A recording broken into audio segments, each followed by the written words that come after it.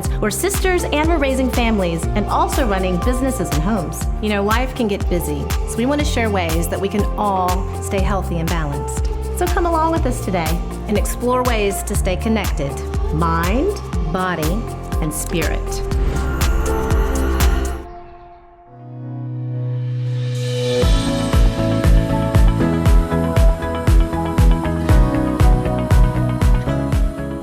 I'm Crissy, and this is my twin sister, Kimmy. We both strive to find our voice and express our truth with the world. Just like the rhythm of our breath, the giving and receiving of ideas is essential to growth. When we connect with the flow of life, we can discover and communicate our own unique magic.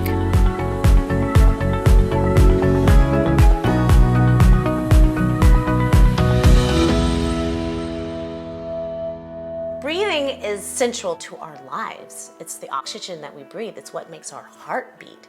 Breath is the one central element that will balance us, that will calm us, and that will really connect us physically and mentally.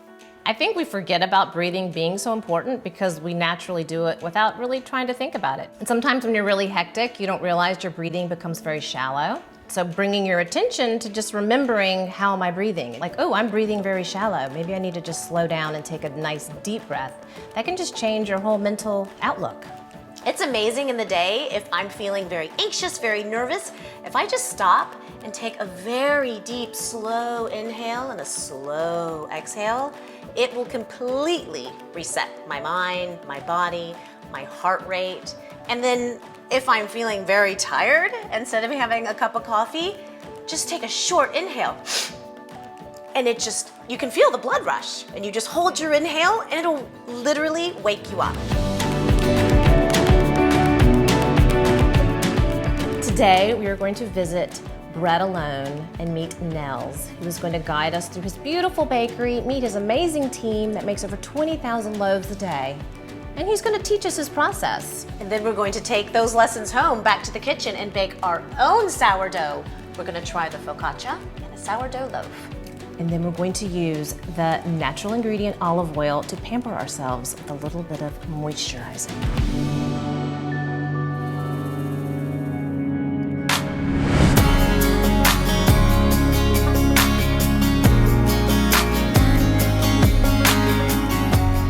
We're gonna learn how to bake the perfect loaf. Crissy, it smells so good. I can just smell the bread baking. Breathe in. I can't wait to learn something new about baking. And then we can go home and make Try one. it. We're gonna try it. Yes. Come on.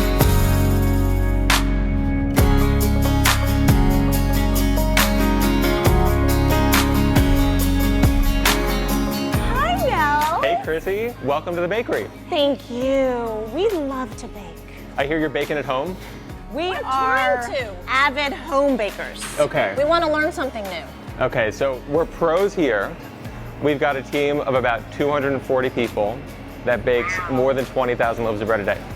20,000 loaves a day. Can you imagine? I can't even imagine. I I make make like once a week. one loaf. One loaf a week. You want to see how it's done? Yes, I would love to know. Okay, let's do it. Thank you. Behind the scenes, we're so excited. Goodness behind the Okay. scenes. Are you ready for the bakery? I'm ready. Are you ready, Kimmy? Here we go. Ready. Go down the ramp. I'll meet you at the bottom. 1, 2, 3. Open sesame! Woo!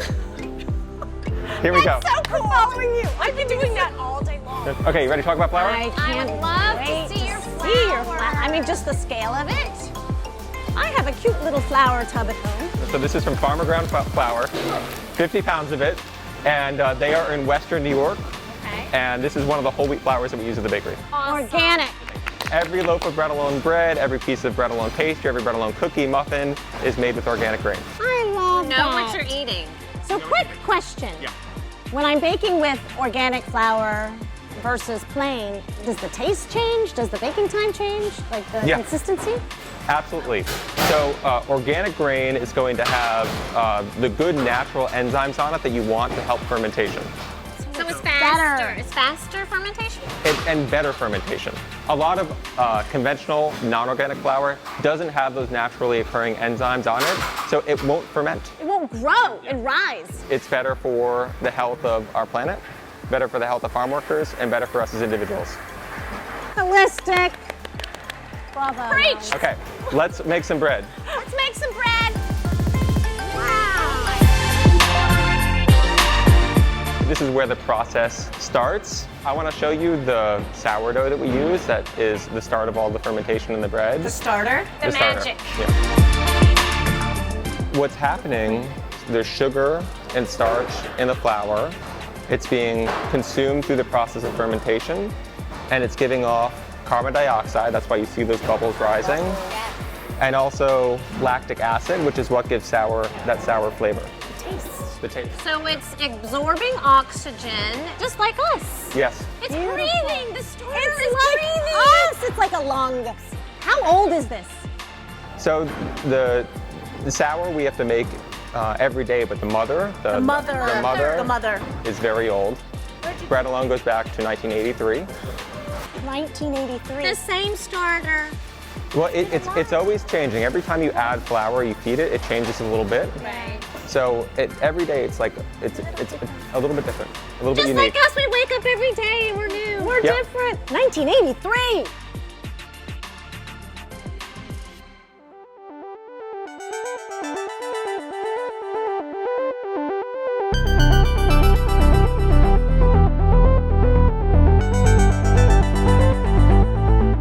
So we did the bulk fermentation in the tubs. Yes.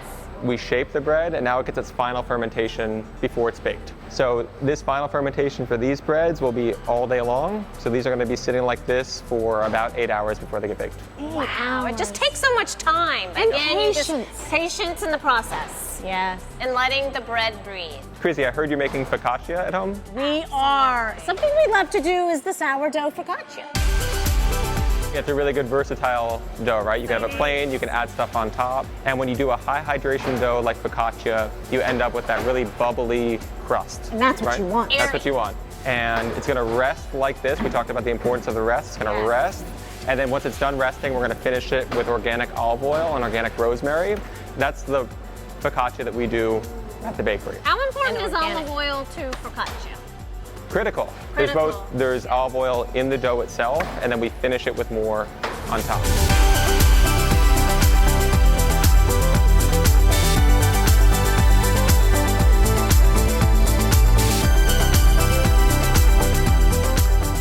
There's nothing better than fresh baked bread. It's like a bread facial, like the warmth and the heat and the moisture. It's intoxicating, to be honest. It's like a little I really just want to eat one. Okay, let's eat this bread. I really learned how important control is to the baking process. The control of the time that the bread is proofing, the control of the temperature that's around the bread to help it rise.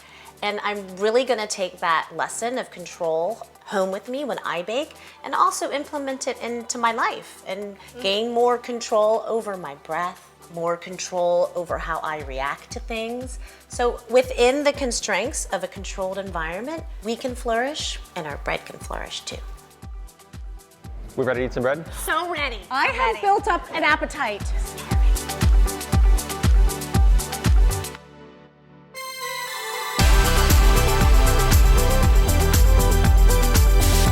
Thank you guys so much for visiting. Thank you for having us. And thank you to Bread Alone. Okay, as we say around here, break bread, make peace. Peace out. My favorite part today of visiting Bread Alone was to see how many people were involved in making one simple loaf. Going behind the scenes and seeing the process, all the steps, and Nels kept teaching us that there was a lot of order and a lot of control and a lot of teamwork. So now that we visited Bread Alone today and learned all these amazing baking tips from Nels, we're gonna take that home. We're gonna go back to our kitchen, crank up the oven, and throw in some sourdough.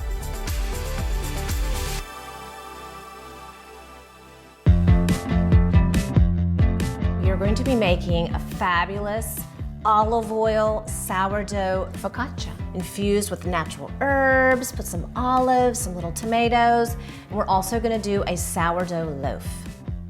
Do you remember that starter? Yes, how it was bubbling, it was so alive. It was alive. That is the most important thing when making sourdough, is because that is your yeast. Yes, the yeast is in our starter. So we have fed our starter, we have all our ingredients laid out, so we're gonna mix up some mix. Let's get baking, Crissy. First of all, we always use a scale. Opposed to using a measuring cup. It's a little more accurate for baking. And as we learned from Nels, it is important to be consistent and have control over every step of the ingredients. It's just science baking bread. So we're going to first of all begin with our starter, Kimmy. You go, you're doing the focaccia. The most important ingredient. This will give your loaf life. Yes, just like breath gives us life. And I noticed at the bakery how important air movement and oxygen is to making bread. Oh my goodness, completely. Okay, Kimmy, I'll let you use the scale. Thanks for sharing, Crissy. So both the sourdough loaf and the focaccia require 100 grams of starter. Yes. So when you're making this, I do them at the same time. I always make a loaf when I make a focaccia. It's perfect. You can feed the kids. You can turn this into a pizza, just like a rosemary herb, which is what we're going to do to our focaccia today. Wait. So we're going to put 375 grams of water. Thank you, Crissy. Pour away. Whoop, stop. I think we're there. Thank you, Crissy. Your turn. So the focaccia is a more hydrated dough, so we're going to put a little bit more water. We're going to put 440 grams. Okay, here we go. Getting close, Crissy. A little more, a little more, a little more. More hydration in this focaccia. Bam. Wow. I like to whisk. You really want to incorporate your water into your starter Before you add your dry ingredients. most definitely. So both the focaccia and the sourdough loaf require 10 grams. 10 grams. Of salt. Perfect, Crissy. Perfect. Now the fun part. So we need 512 grams of flour for Crissy's focaccia. So precise. And we always use organic flour when baking our bread because it really supports local organic farmers. And Nels taught us at Bread Alone that organic flour has more enzymes. Yes. So because organic flour has more enzymes, it's going to be more alive, more active, and it's going to be more bubbly when we're doing our starter. Oh, a little more, Kimmy. Just one more. Okay, perfect. My turn. Bring it over. Bringing on the bread. I can just smell it. I know, it smells delicious. Yes. It's got a sour smell, and It you does. want that because that brings flavor. That puts flavor into the bread. And I think it lasts longer and it's easier to digest. It's better on the digestive system, the gluten. We learned so much. Okay, I like to mix it in a little bit before I start getting my hands dirty. I like to just get my hands dirty. Okay. I'm just gonna get on in there with my Kimmy claw. goes straight to her claw. So you're gonna notice it has a shaggy consistency at first. So when you're doing a focaccia, you really wanna have those air bubbles and that lift, and it is an airier bread than the sourdough loaf, Kimmy.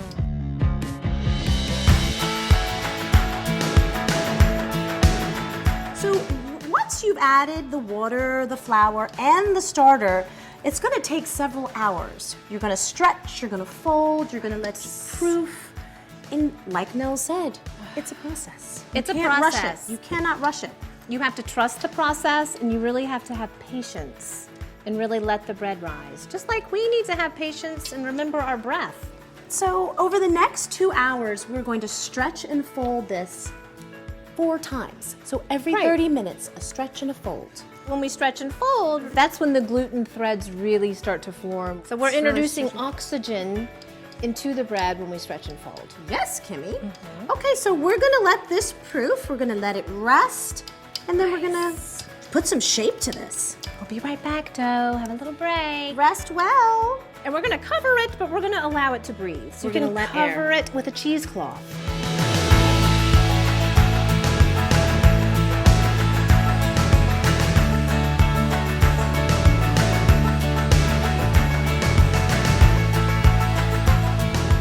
Let's check on the dough, Kimmy.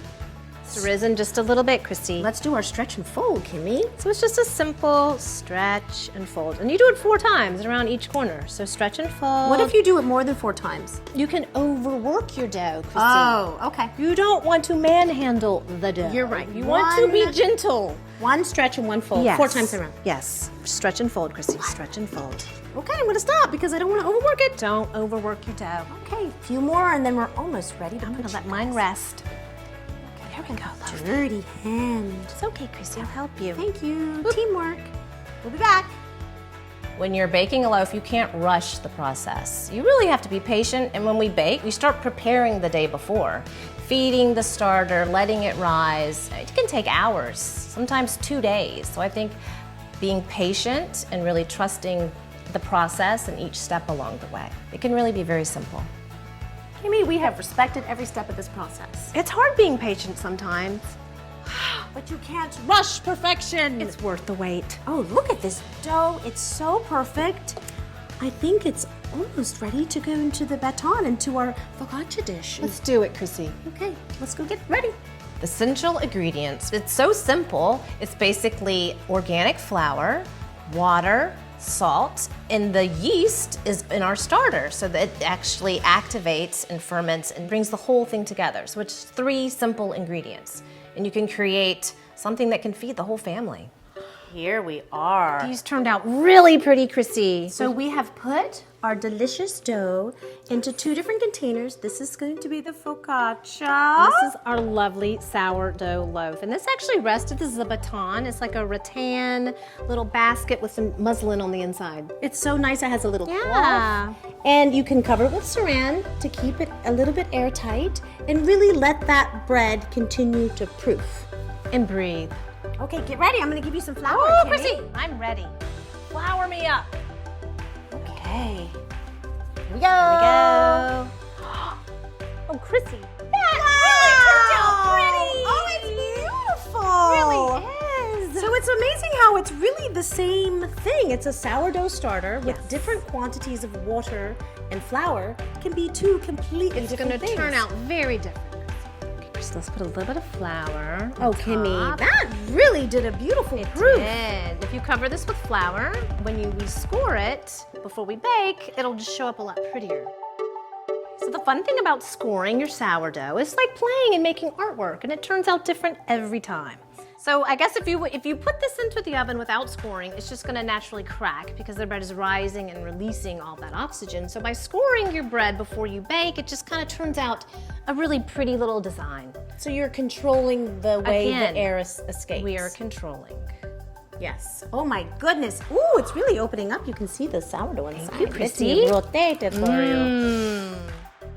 It's just fun to play. You know, I read that Rotate. in Paris, the bakers had a signature score. Yes, absolutely. You could tell what bakery the bread was from by the way they scored it. We're really giving our loaf an identity. We right need to now. name this, Crissy. Let's call it the ChinTwins stroke. Absolutely. Or the sunburst. Oh, or the sunburst. And I like to make these main lines a little deeper. Yes. So when you cut, Yes. when you put it into the oven, that's going to open up and you'll get this beautiful texture. Ah, boop. That is wonderful, Kimmy. Thanks, Crissy. You're so supportive. I'm going to get my baking pan. Voila. So we'll get that in the oven while we work on the focaccia. Absolutely. So you need to preheat your baking vessel at 500 degrees. So I like to put it in the oven cold. So as it preheats up to Yes. 500, that vessel is getting hot. Show me your vessel, Crissy. Ooh, Woo! it's very hot, Kimmy. Be careful. Okay, I am.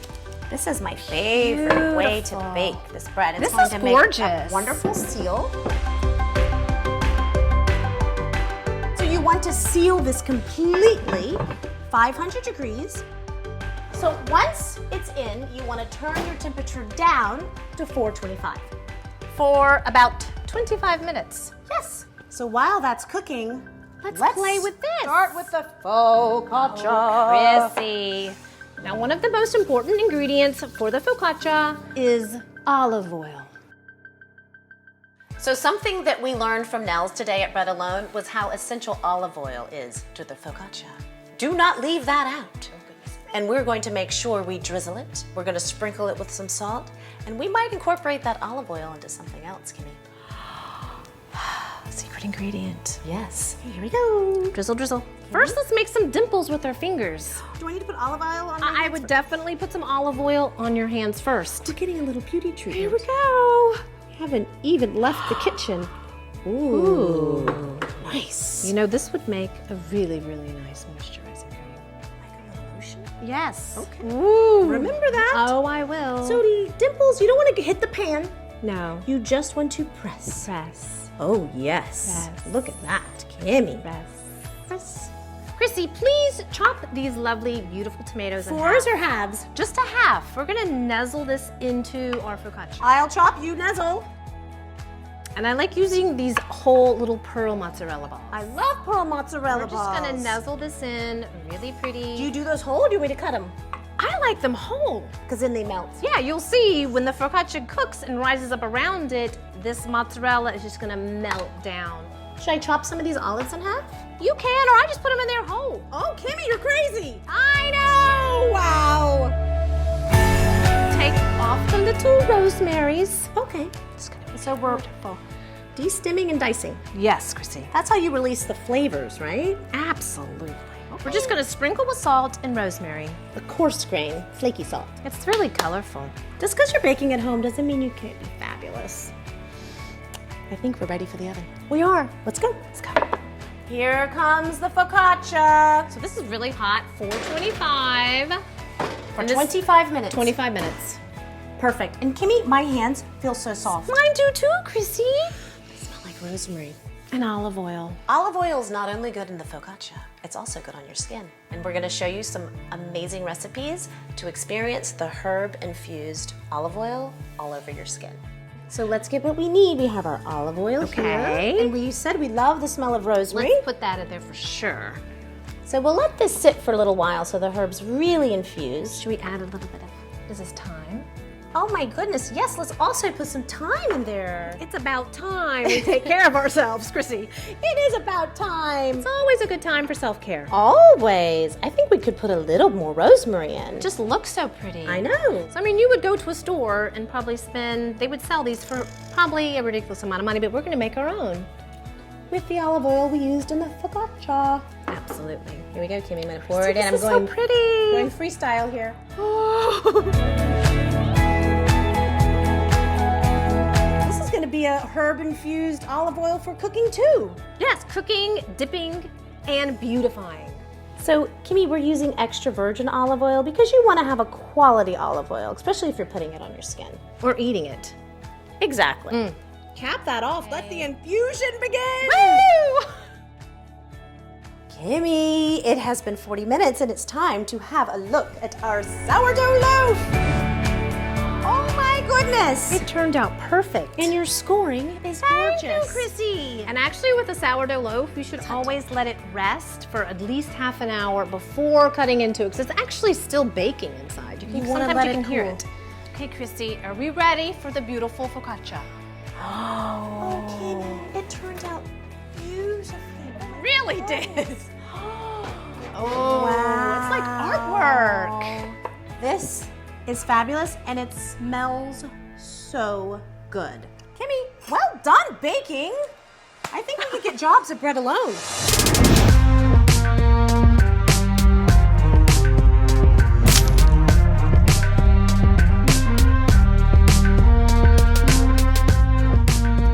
Cheers to bread and breath. Wow. Bravo. Bravo. That's really good. Home bakers, we've got this. You can do this too. Now that we have created this delicious focaccia and had this olive oil dressing it and making it so tasty, let's use it on our skin.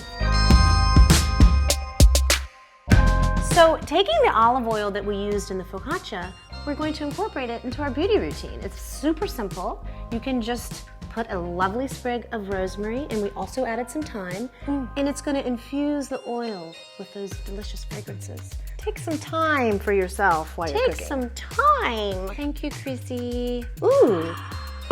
Oh, So we don't need to wait to have olive oil in our hands while we're baking. Oh, We can I'm treat going ourselves. right in with it, Crissy. Look how shiny it's making my skin. So olive oil is very easily absorbed into the skin. I noticed that. It actually has a lot of antioxidants and antibacterial.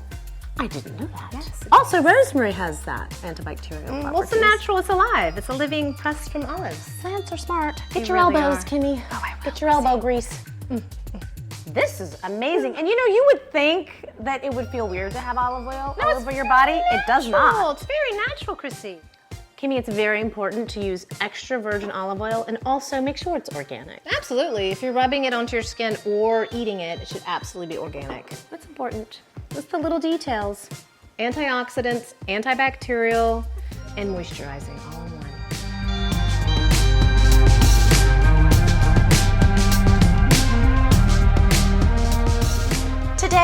bread alone, Nell's leader really taught us how patience and control in the process was key to creating the perfect loaf. And I really learned that I need to do the same thing. I need to have patience and care and just breathe. I need to relax. I cannot get in a hurry when I bake. I have to take it slow and really just enjoy the process. I think it's so important that when we think about communication, that speaking our truth was really just bringing our awareness to our breath, something that happens so naturally without us even thinking, but just bringing awareness to the breath, maybe just deepening it, maybe just lengthening your inhales and your exhale. You're actually connecting your mind to your body by connecting to your breath.